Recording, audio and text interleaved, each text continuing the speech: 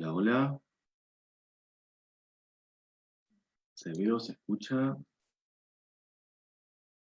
Qué difícil que es esto, gente. No me llevo bien con Zoom.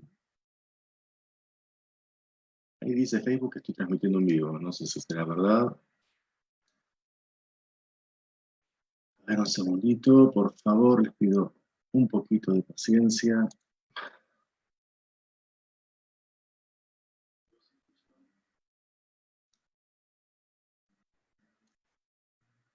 Creo.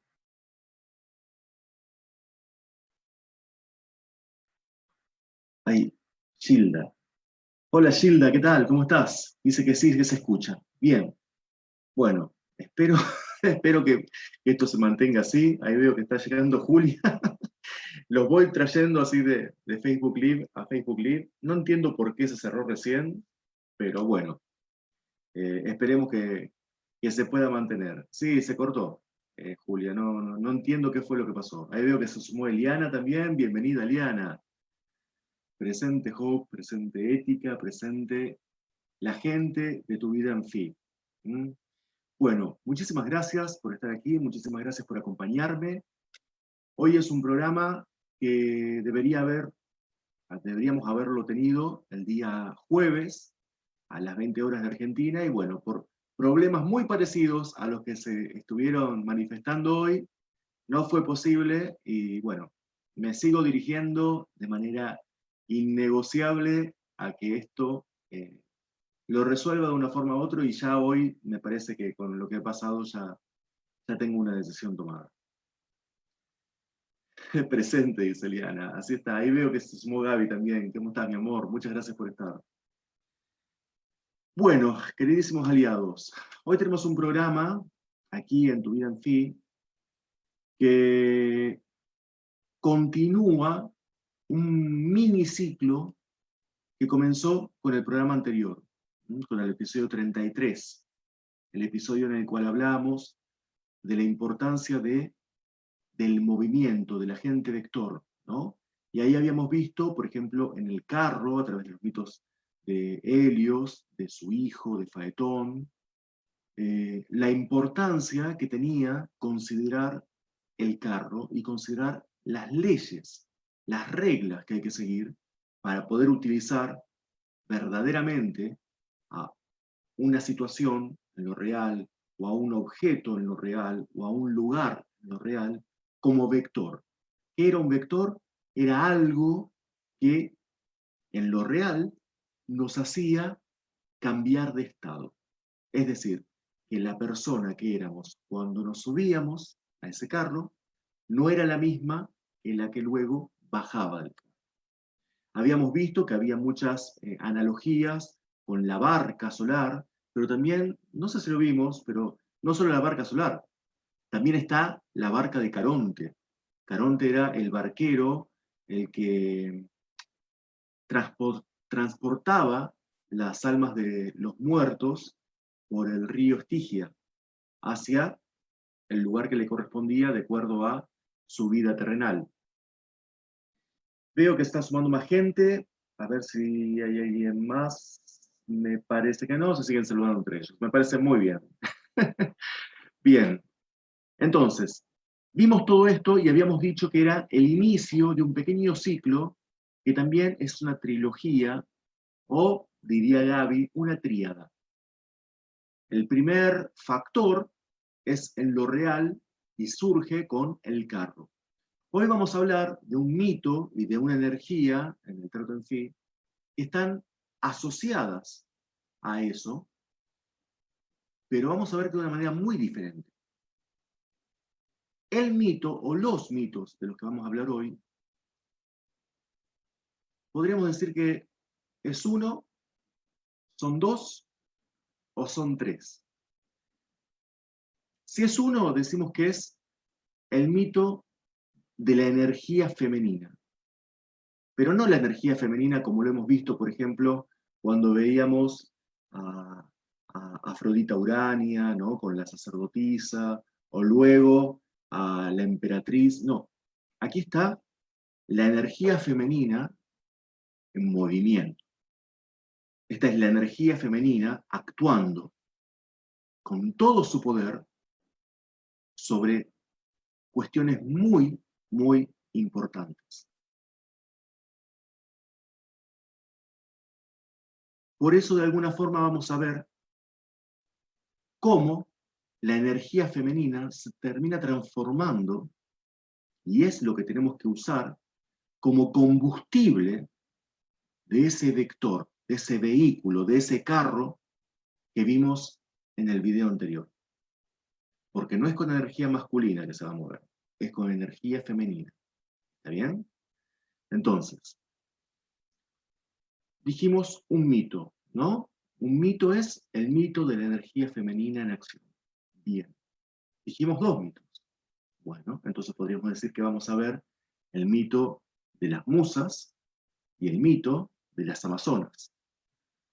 Pero también dijimos tres mitos, porque podríamos decir que vamos a ver el mito de las 9 musas, el mito de las amazonas y el mito de las 3 musas. Algo de esto más o menos lo adelanté en el texto del video. ¿Mm? Vamos a empezar por las 9 musas. ¿Mm?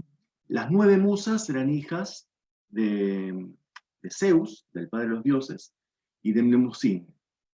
Mnemosine, o Mnemosine, era una titánide. De alguna forma era una tía de Zeus. Pero ella se reservó para yacer con Zeus. No se emparejó con ninguno de sus hermanos titanes, y sí, cuando terminó la titanomaquia, cuando los olímpicos se hicieron con el dominio divino, digamos, fueron los regentes divinos, entonces Mnemosine se unió con Zeus y tuvo con él, dicen que no fue una cuestión de una noche, sino que fue una cuestión de 9 noches, y en cada una de esas 9 noches tuvo con Zeus una hija. Y estas hijas se llamaron las musas.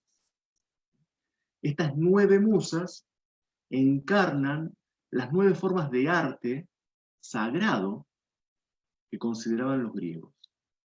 Y cuando yo hable y les cuente cuáles eran esas artes, algunas de ellas quizás les resuene raro, como diciendo, ¿pero por qué esto es un arte? Porque son formas de comunicar lo sutil, de comunicar la enseñanza. ¿Está bien?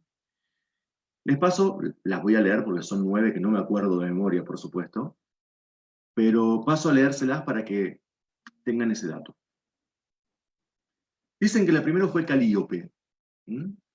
Calíope era la musa de la elocuencia, la musa de la poesía épica, o, podríamos decirle también, la canción narrativa. Recuerden que los griegos, el canto, no era como ahora que agarro un micrófono, pongo, ¿no? Y me pongo a cantar y ya está, o canto porque canto nomás. Para ellos, el canto era algo sagrado, era algo, la belleza tenía que ver con lo sagrado. Y el canto era una forma de expresar belleza. Clío era la diosa de la historia. Pero la historia, ¿sí? La historia para los griegos era un arte sagrado. De hecho, las epopeyas eran parte de un arte. No era un historiador. O sea, el historiador era un artista. Por ejemplo, Herodoto, genial historiador griego, Homero. Entonces, todos ellos eran historiadores, no eran escritores nomás, o que escribían fantasías. Y todas esas epopeyas fueron la base de un enriquecimiento que llegó a donde llegó a la civilización griega. Es importante ver este cambio de concepto diferente del que tenemos en el día de hoy. Porque, como muchas cosas, hemos tratado de rigidizar el concepto de ciencia. Erató era la musa de la canción amatoria, de la canción destinada al amor, la canción destinada a expresar ese sentimiento hermoso, cálido, de conexión, de unión, de entrega. Euterpe era la diosa y la musa de la música. Justamente música proviene de musa, proviene de la palabra musa. Y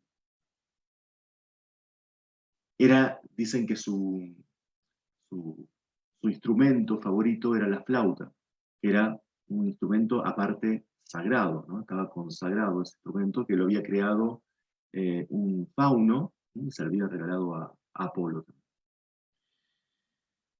¿Apolo o a Dionisio? Ahora me entró la duda. Después lo chequeo. Melpómene era la diosa de la tragedia.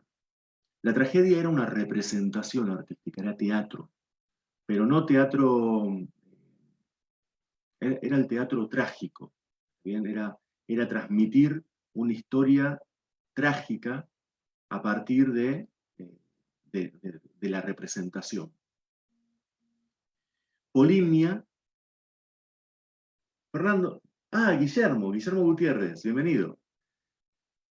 Y sí, también, bienvenida, mi hermana. Polimnia era la musa del canto sagrado. Así de fácil. Thalia, muy parecido a Thalía, una cantante mexicana que hay por ahí, era la musa de la comedia, la musa de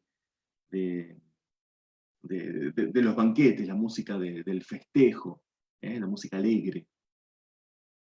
Terpsícore era la musa de la danza y de los coros. Y Urania era la musa de la astronomía y de las ciencias exactas. Y de la poesía didáctica. Fíjense ustedes esto, ¿no? Estamos nombrando astronomía, matemáticas, ciencias exactas y poesía didáctica.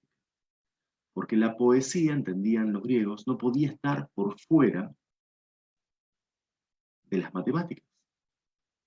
Ustedes si se fijan, si estudiaron la literatura en algún momento, habrán o recordarán que la poesía también tiene, ¿no?, sus cadencias.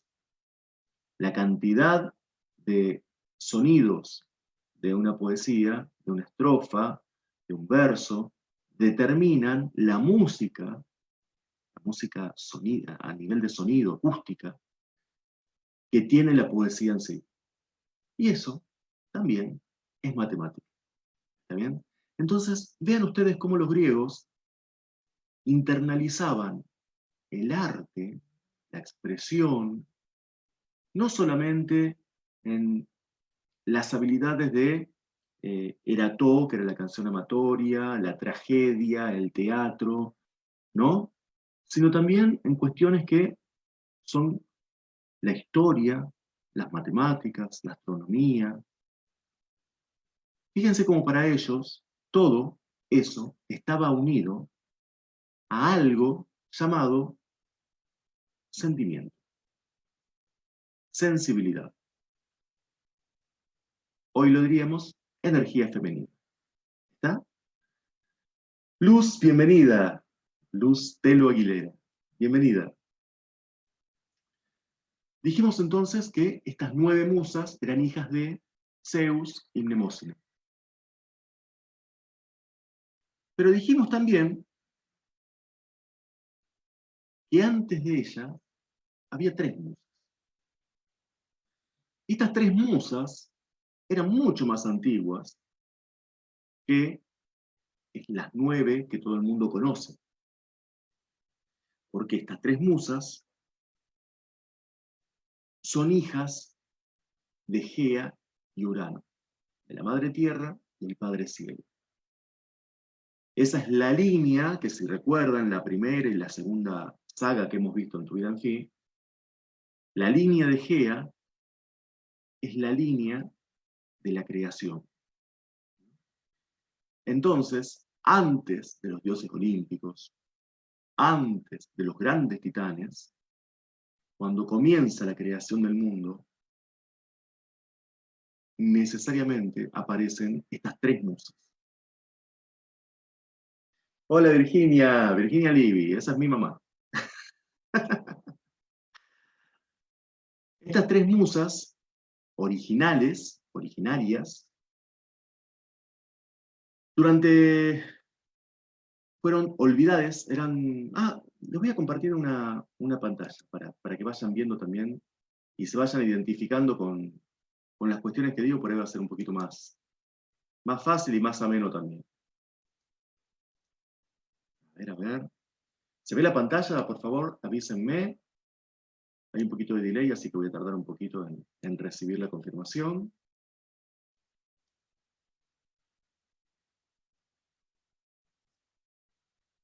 Voy a guardar. Por favor, quien pueda, cuando vea la pantalla, me avisa por un dedito para arriba para que yo sepa que se ve la presentación. ¿Puede ser? Esto del delay entre lo que uno habla y el otro responde es una cosa que, bueno, no facilita precisamente la comunicación.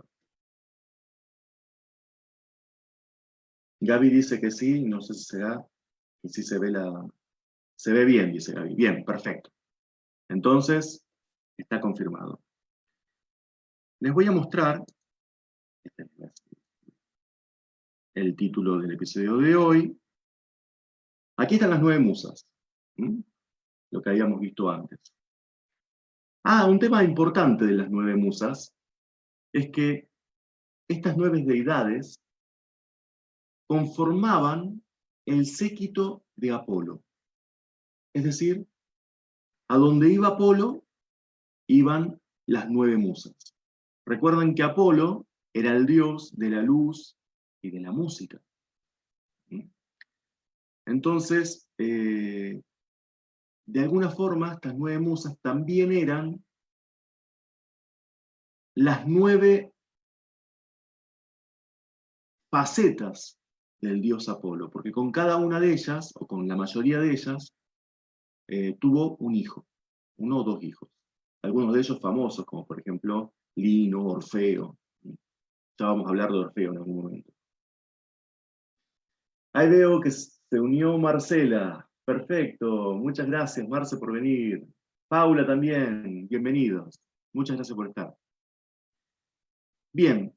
Es muy importante este detalle. Las 9 musas eran el séquito de Apolo. Lo vamos a retomar a esto en el próximo encuentro. ¿Bien? Recuerden este dato. Las 9 musas conformaban el séquito de Apolo. A donde Apolo iba, normalmente las 9 musas también lo acompañaban. ¿Mm? Todo el coro tenía Apolo, dicen. Sí, la verdad es que estaba muy bien acompañado este dios.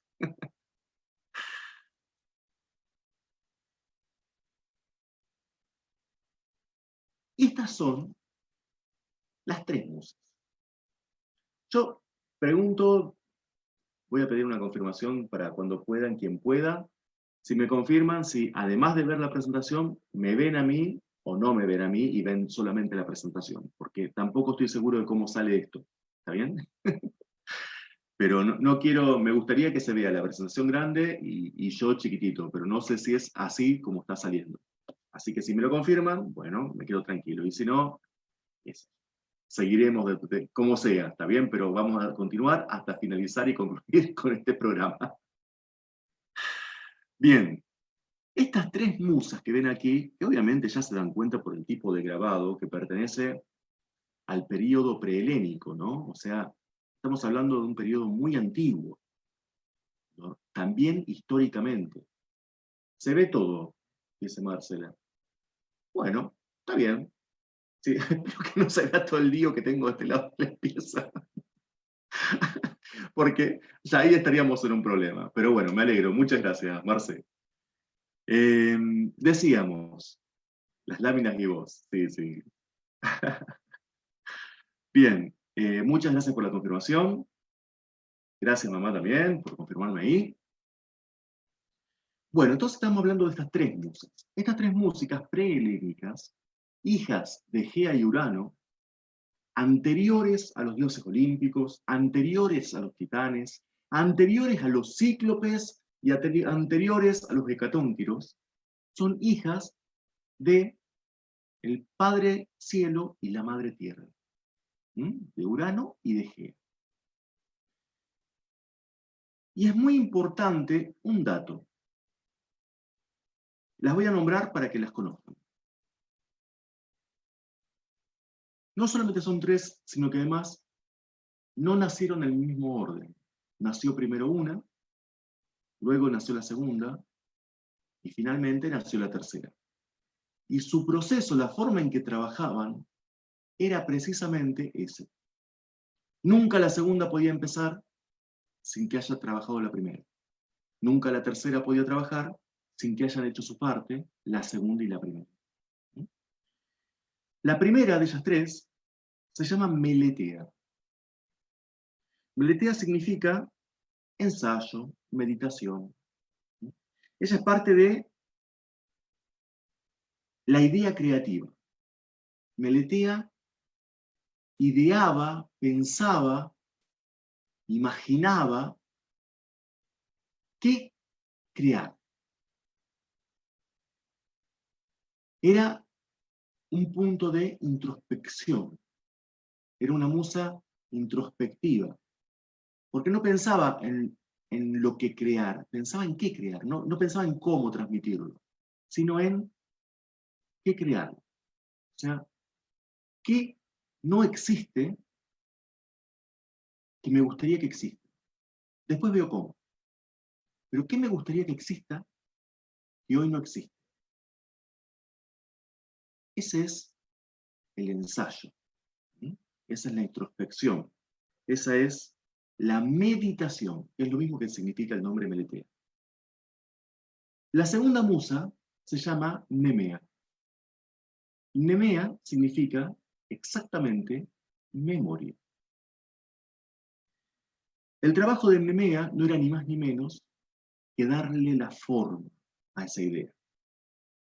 Lo que Meletea había concebido a nivel de idea, Nemea le daba la forma y lo creaba.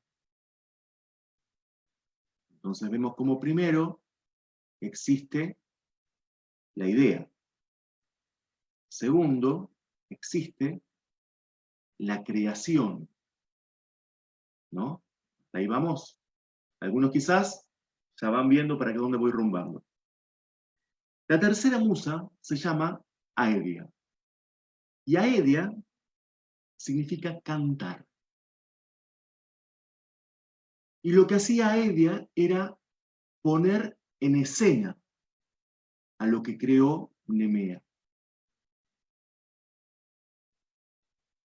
Si nos ponemos a pensar bien en el papel de estas tres musas, vamos a descubrir algo bastante interesante. Y si pensamos un poquito en por qué y cómo funcionaban las sociedades iniciáticas en la antigüedad, vamos a entender por qué estas tres musas fueron suprimidas y luego reemplazadas por las 9 siguientes, por la siguiente generación. Piensen en lo que acabamos de decir. El primer proceso, y recordemos que estamos hablando de arte, el primer eslabón era Meletea, y eso era idear, pensar en algo que hoy no existe, en algo creativo, en algo, una manifestación de creatividad que hoy, hasta hoy no he hecho. No solamente tiene que ser un talento, sino también puede ser la expresión de un talento. Por ejemplo, una obra en particular. Pero ella no pensaba en la obra, ella pensaba en la idea que quería transmitir. Por eso se dice que hasta ahí es como el huevo, ¿no? Meletea era como el huevo del proceso creativo. Nemea era el proceso de vida, era la vida, era el momento en el que la obra se consideraba viva.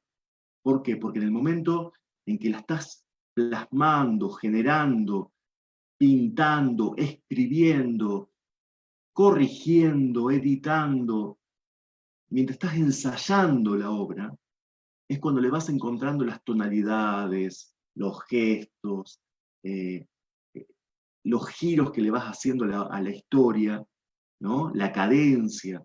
Ese es el momento de proceso, el momento de vida, en que la obra está viva.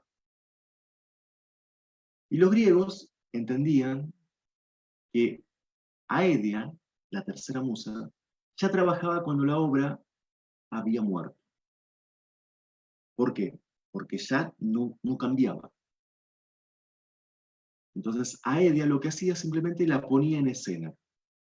Cuando se representaba esa obra teatral, ahí estaba Aedia. Pero era la representación de una forma ya establecida. Cuando se copiaba una obra, ustedes entenderán que no es como ahora que las obras se preservaban años o centurias, sino que allí, por la calidad de los elementos, por las formas de conservación, etcétera, etcétera, la forma de preservar era copiar. Entonces, cuando se copiaba una obra, allí estaba Aedia, una pintura, ¿no? Ahí veo que se sumaron más gente. Paula Lavesari, Caro, Pablo, cuánta gente, no los había visto, perdón. Y también Ramiro dice. Bienvenidos, muchas gracias por estar aquí. ¿Cuántos aliados? Marisol, hola, hola, ¿cómo están? Muy bienvenidos, muchas gracias por acompañarme. Bien, entonces, lo que nos dicen estas tres musas son muchos mensajes. Podríamos estar bastante tiempo explayándonos solamente con esas tres, pero nos falta todavía un mito y no quiero irme demasiado por aquí. Primero, idea, forma, representación. Se me había escapado la tercera. ¿Ok? Entonces, la que hace que esté viva la idea es Nemea. Y Nemea hace que esté vivo porque es la expresión de esa idea. ¿Ok? Entonces, el pensamiento, el ponerte a concebir algo, registro simbólico. La expresión, toda la emoción, la sensación, la sensibilidad que lo rige, que le da la forma final, la expresión de eso, registro imaginario. Y finalmente, la manifestación, la puesta en escena, ¿no? La transcripción a idea, es registro real. Es decir, que los griegos, hace 4000 años, con estas tres musas, diosas primigenias de las artes, nos explicaron cómo es el proceso de creación de realidad. ¿Okay? Simbólico, emocional, real. Hay que considerar esos tres registros en esos tres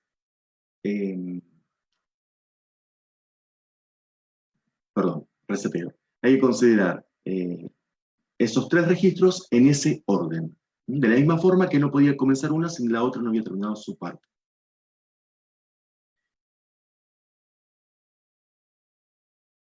Ahora bien, dijimos que en este programa íbamos a hablar de otro mito. Gracias, Pablo. Muchísimo, Leo, por lo que compartís. Muchas gracias, Pablo. Valoro mucho tu valoración. Paula, y veo que estás saludando. ¿Cómo estás, Pau? Tanto tiempo. Gaby Lunari, le viene general. Genial, hacían tríada para medirlo con bioenergía. Genial, bueno, bienvenido. Ustedes saben que ese es el proceso creativo también. Escuchar algo y decir cómo me lo apropio, cómo lo llevo a lo mío. Bueno, bienvenido. Quizás surja algo de la bioenergía áurea a partir de tres diosas que estaban cubiertas de polvo por 4000 años casi. Así así es la vida en el paradigma hermético inicial.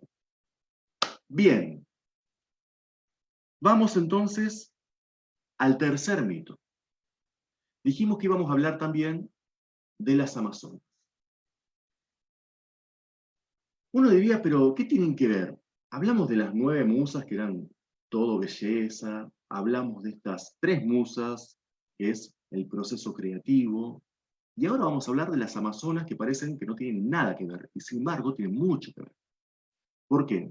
Porque yo les dije que todo este programa está enfocado a entender cuál es el combustible de ese vehículo, de ese vector que vamos a elegir para movernos.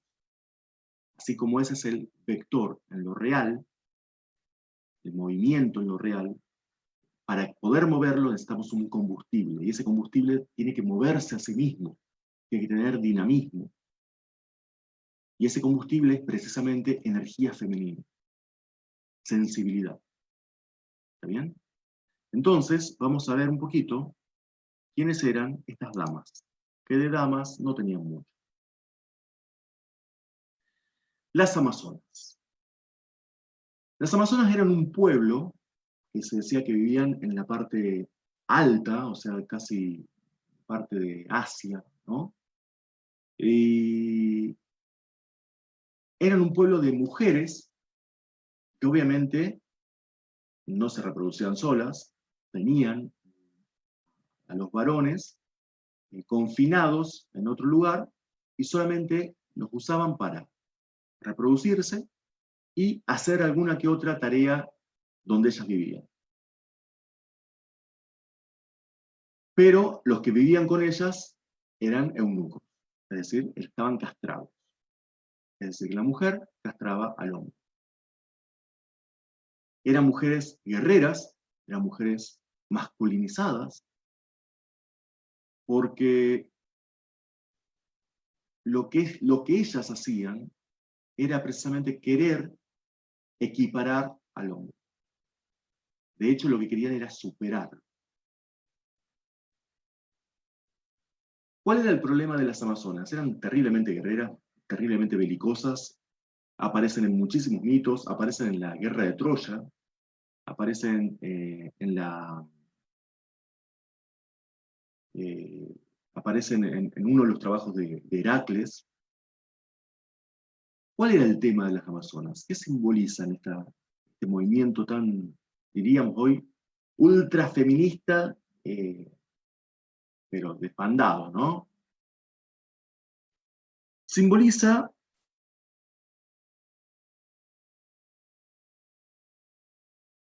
la necesidad de la mujer reclamando el lugar del hombre, en lugar de reclamar el lugar complementario al hombre. De la misma forma que el hombre tiene que reclamar el lugar complementario al de la mujer. Acá no se trata de una energía más importante que la otra, un género más importante que el otro. Se trata de que los dos tienen algo que el otro necesita y de lo cual pueden beneficiarse muchísimo. Y también beneficiarse no solo de tomar lo que hay en el otro género, sino también de entregarse, ¿eh? Para poder lograr ese Tao, ese Yin y ese Yang unidos y complementarios a través de esos puntitos blancos y negros que están en uno y en otro. ¿Sí? Esa es la idea, el concepto que la amazona no entiende. La amazona está aquí en este programa, estamos hablando de ellas, porque cuando yo les digo que hay que apropiarse y hay que utilizar la energía femenina de forma activa, no estoy diciendo que hay que masculinizarla. No estoy diciendo que tenemos que tratar de usarla de la misma forma que usaríamos una energía masculina, como por ejemplo la fuerza física, como por ejemplo todo lo que tenga que ver con Marte, ¿no? Que no es solo violencia, sino también el movimiento, el vigor. La energía femenina siempre es mucho más sutil, mucho más reposada, es receptiva, no es hacia afuera, es hacia adentro. Entonces, cuando decimos que este es el combustible movido de esa forma, con armonía, con gentileza, con dulzura, con sensibilidad, ¿ok? Entonces, atenti a confundir las cosas y querer utilizar mal, o sea, utilizar de una manera, no me gusta decir mal, de una manera viciada, una energía que no está ahí para ser usada de esa forma. Quería mencionarlas porque hay veces que puede pasar. Podríamos equivocarnos y querer utilizar una energía femenina de una manera masculinizada.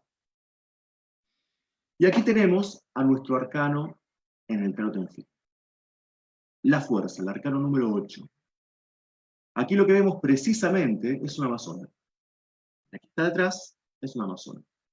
Fíjense que la amazona no controla al león hinchándolo con la lanza, ¿no? Empujándolo con el escudo, ni de ninguna otra forma. Su control, su actitud no es belicosa. Su actitud es reposada, atenta, pero reposada. Y el león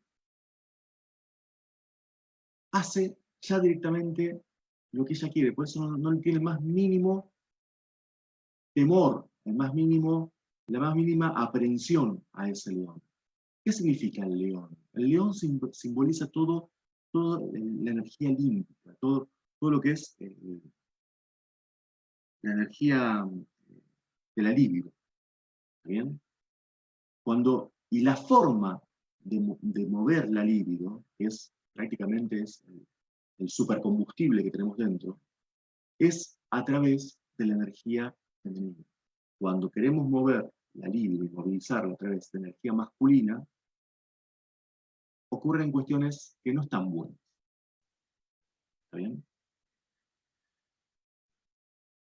Dice, esto siempre presente, tal cual, un poquito pasada de vuelta a las Amazonas. Sí, bueno, es como todo fanatismo. Cuando una cuestión, cuando se vicia una idea, un ideal, y se pone el foco en el objeto en lugar de lo simbólico, ocurren cosas como las Amazonas. ¿Sí? Miramos la portada del diario de hoy en cualquier país que estemos y veríamos mucho de esto también. Muchas gracias, Caro, por tu sesión. La belleza del trote de. Bueno, entonces, esta energía de lo que nos habla es de eso. Es de cómo dominar este león a través de las artes sutiles. Hay un mito muy particular de las Amazonas que me gusta mucho hablar de él cuando hablo de este arcano, que es el de Heracles e Hipólita. Hipólita era la reina de las Amazonas. Y en uno de los trabajos, Euristeo, que era quien enviaba a Heracles a que haga sus tareas, le encomienda que le traiga el cinturón de Hipólita. Por supuesto, cada cosa que le pedía Euristeo era para que Heracles falle y no la traiga porque eran imposibles. ¿Está bien? Imagínate que a una amazona, a la reina de las amazonas, acercarte ya era imposible, siendo un hombre peor, y menos aún quitarle su cinto. Ahora, el tema del cinturón de Hipólita en sí tiene en lo simbólico un enorme significado. Porque piensen que justamente lo que hacían estas amazonas eran, al masculinizarse, restringirse, no permitirse determinadas cuestiones. Y eso es lo que simboliza este cinturón de Hipólita. Es la que le restringe el vientre. El vientre no puede hincharse, no puede ser madre, no puede realizarse como mujer, teniendo ese cinturón que la constriñe. ¿Se comprende? Además, un dato no menor, este cinturón se lo regaló Ares, el dios de la guerra, pero también Ares es el dios de la energía masculina, es el planeta de la energía masculina. El símbolo del planeta Ares es el circulito con la flecha hacia arriba, que es el símbolo del género masculino. Entonces, fíjense cómo lo que la restringe a Hipólita como mujer, lo que no le permite realizarse como mujer, eso que aparte se lo pone ella toma esa decisión, es la energía masculina que incorpora ese cinturón. Dicen, una de las corrientes de los mitos, que en un momento Heracles, cuando se acerca a Hipólita, se acerca de una manera amable, la conquista a Hipólita. Y a Hipólita, de hecho, logra desprenderse del cinturón para entregárselo a Heracles. Ocurre luego que odiaba a Heracles, ¿no? Así que genera una disputa entre el séquito de Heracles y el séquito de Hipólita, empiezan a volar flechas, lanza para todos lados, y Heracles la mata a Hipólita, ¿no? Pero más allá de ese final sangriento y poco feliz,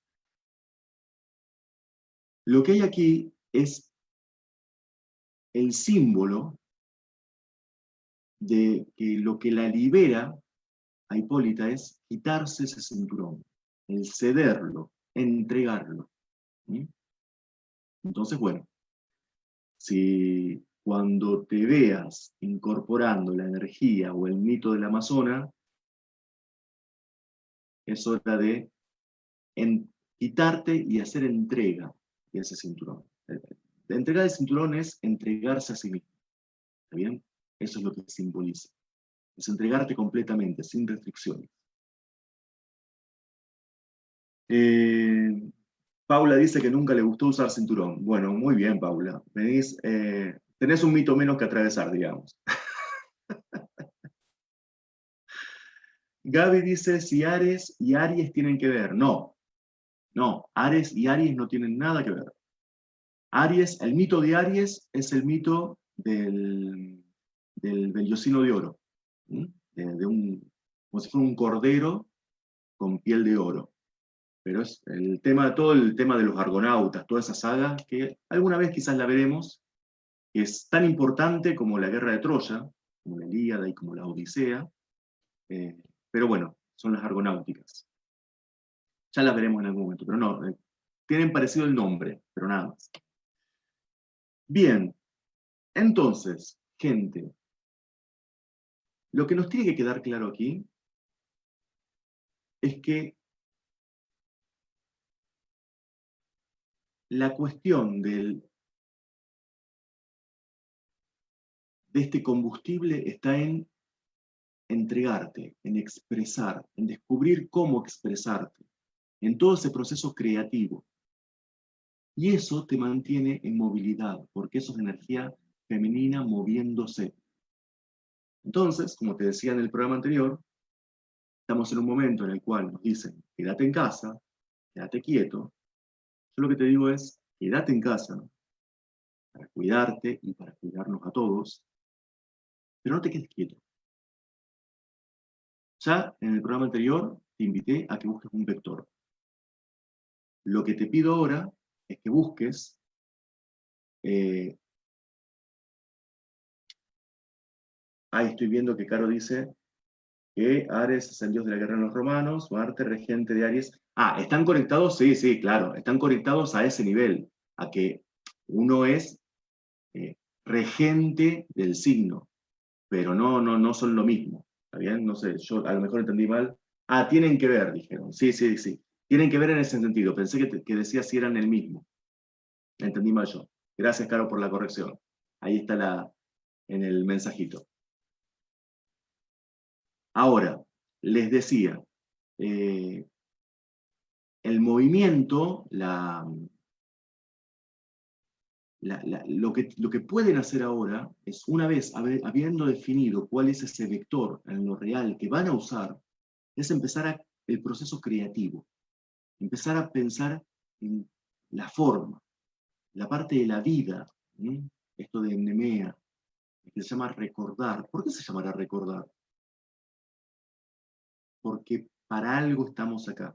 Entonces es una forma de volver a traer ese conocimiento de nosotros mismos que ya teníamos y perdimos. Es volver a conectar con eso y ver cómo eso alimenta a ese algo que elegimos como vector después del programa anterior. ¿Ok? Por eso, el verbo iniciático, la palabra de poder, como le llamo yo, en este caso, es ni más ni menos que sentir. Lo que tenés que permitirte es sentir. Conectar con tu sensibilidad. Conectar con tu vulnerabilidad, que no significa debilidad. La vulnerabilidad es lo que nos hace fuertes cuando conectamos con eso. ¿Está bien?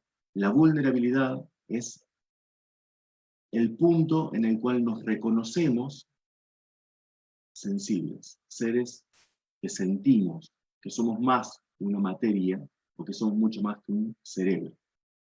¿Se comprende? Bueno, muchísimas gracias. Espero que les hayan gustado, espero que les hayan disfrutado, espero que les haya sumado, sobre todo. Recuerden, si les gustó, si les pareció interesante, por favor, denle un like al videíto, déjenme un comentario. Si no les gustó también, para que lo vea si lo incorporo o no lo incorporo. Siempre hay cosas que sumar, siempre hay cosas que mejorar. Y bueno, aquí tienen también los servicios que brindo también desde Tu Vida en Fi.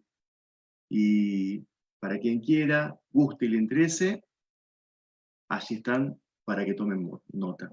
El contacto es justamente por esta página. Y si no, me contactan por mail a través de leoenfi, phi@gmail.com.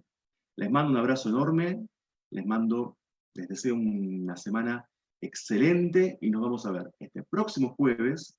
Ya voy a ver cómo haré la publicación para no tener todos estos líos de que se cierra, se abre, se cierra, se abre. El próximo jueves a las 20 horas de Argentina. Un abrazo enorme, excelente vida para todos. Muchas gracias por estar. Hasta luego.